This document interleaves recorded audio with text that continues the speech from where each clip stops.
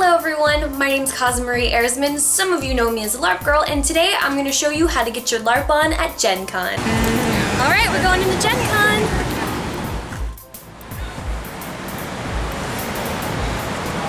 Let's go inside. For some of you who don't know, Gen Con is a card game, tabletop, live action roleplay geek fest that takes place in Indianapolis. I'm too clumsy to do something like that. I would probably end up knocking it all over, and that wouldn't be good.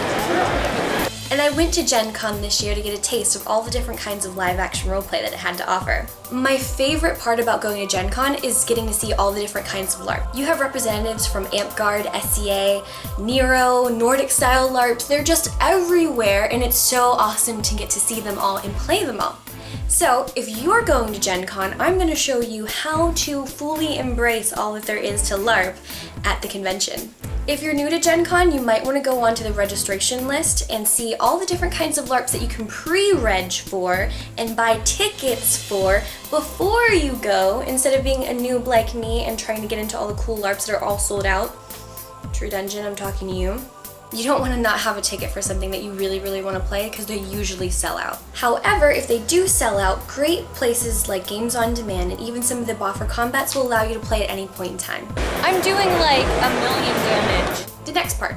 After you've pre-gamed and looked at all the cool lists and everything, and you've read up on the rules or you've gotten ready, you need to get a costume, but don't worry if you go to Gen Con without a costume, there's plenty of vendors that are going to sell one to you. I probably spent every day in the vendors hall trying to find really cool bits of costume to take with me to other LARPs outside of Gen Con, but it was really fun because you got to see all of the people who make the costumes from the people who are just the vendors that sell it, and you got to put your hands on all those cool weapons that you find on websites, and it was so awesome to finally do that because I got to kind of play test them before I got to take them home.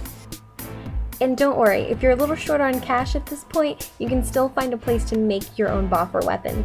Now, the ones I'm showing here aren't exactly legal. There are events that you can register for that'll allow you to make a perfectly safe and legal weapon. I have a bunch of them. Teamwork. Teamwork, yeah! My friends at Epic LARP Armory provided me with some weapons to run around Gen Con with. Finally, after running around, I got to find some combat, and here is me dying a whole bunch.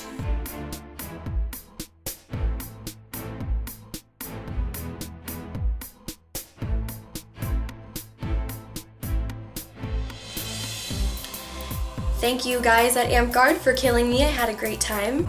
I actually did pretty well. I was a little nervous because these guys were much better than me. And one of my favorite parts about AmpGuard being there with their little fortress was that they actually encouraged a lot of kids to play, and my favorite part was that there were more girls lined up to wail on these guys than there were boys. Like, there were just a bunch of little girls, and there's even this little princess, and she was so awesome. I went to the wall really quick.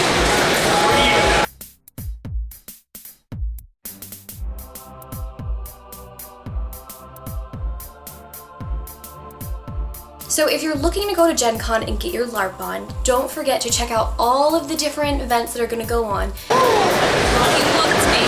Stop filming me. Read up on them before you attend, but it's still okay not to because you will find a LARP to get into. Not to mention, you don't have to bring a costume. You can buy your own there, which is amazing. And I hope you guys enjoyed.